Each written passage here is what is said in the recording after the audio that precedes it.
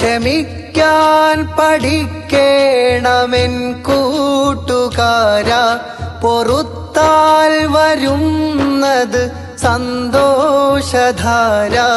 കെടുത്താം പകയുടെ ആളുന്ന ജ്വാല, കൊടുക്കാം ഹൃദയങ്ങളിൽ സ്നേഹപ്രതീക്ഷ.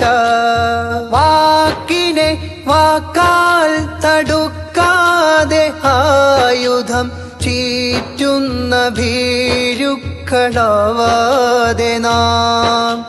മനുഷ്യനുടയോൻ കനിഞ്ഞുള്ള ജീവിതം അറുത്തുമാറ്റുന്നവരാകല്ലേ നാം.